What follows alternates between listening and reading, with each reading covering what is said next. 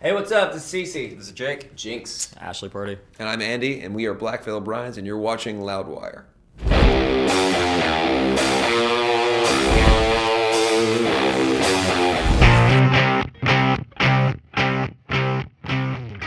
I think our mission was to try to make a record that felt, for us, like the truest form of our music and something that was in some ways definitive of the sound that we wanted to achieve from the very beginning of the band.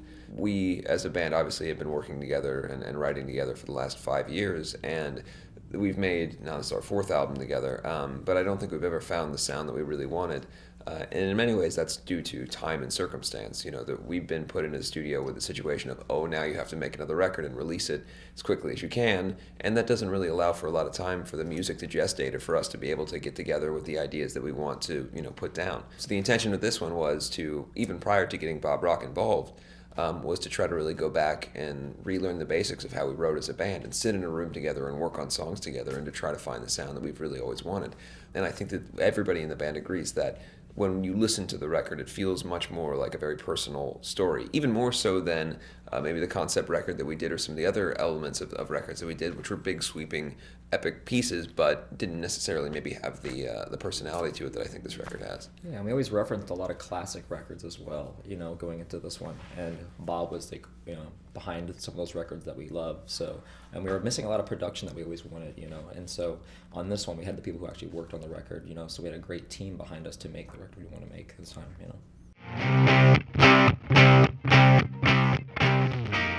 This record was kind of different. We didn't record in just one studio like we normally do. We tracked drums in North Hollywood at Steakhouse Studios, and then I did guitars in my studio.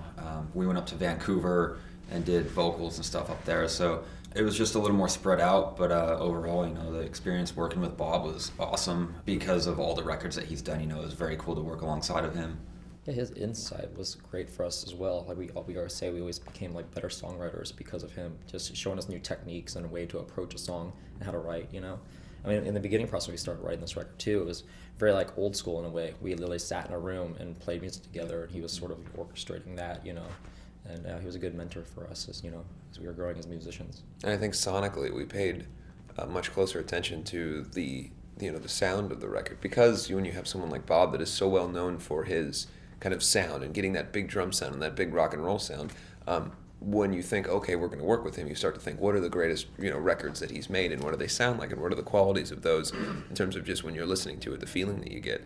And so, not to say we didn't pay attention to mixing and other stuff on previous records, but on this one it was a very involved process to where it was weeks of listening to every snare drum hit and every single element, because we really wanted to build something that felt, I guess, for lack of a better term, huge.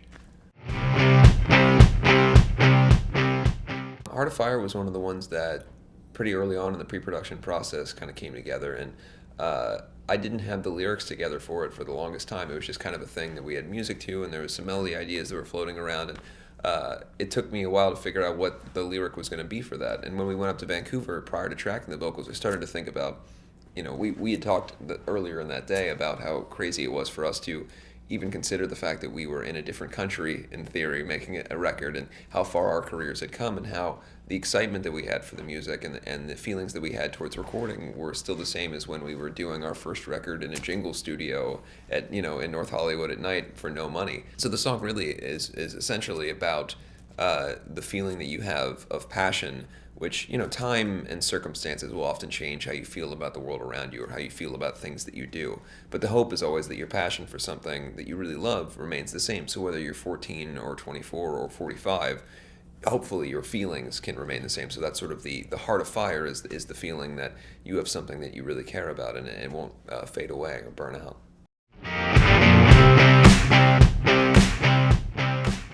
That one was another one that it was towards the end of the record, and we had looked at the songs that we had, and the one thing that we felt was missing was that we've always had the sort of the anthemic songs, the Fallen Angels, the In the End, that kind of thing. And while we felt that we had the values that we wanted on the record, that still felt like there wasn't really that kind of anthem song. And then Ashley and I actually went in and just worked with a couple friends of ours on just the idea of like, well, what is the anthem song? In the meantime, while we were working on, kind of just brainstorming ideas, these guys were working in the studio with Bob on kind of the same idea, and ultimately that one wound up being a collaboration of, the band kind of splitting apart and coming up with ideas and then coming back together and forming them. And that's when that lyrically came from. It's kind of a morbid subject, but in many ways around us during the making of the record, we experienced both just people that we met and then, famous people like Robin Williams. And there was a lot of suicide going on. There was one of the people who worked near us during the studio time in Vancouver, unfortunately, took her own life. And that was something that was incredibly difficult. So we started thinking about that, and then we thought about, people that we knew. And I know that there's people in our families who have dealt with that. And there's that feeling sometimes that people say, which is a very silly, stupid thing, that suicide is cowardly. And our feeling on the song was, and what Ashley and I talked about, is that it's more about the idea that I don't want to ever have that happen to me. I don't want to feel like I'm in that place.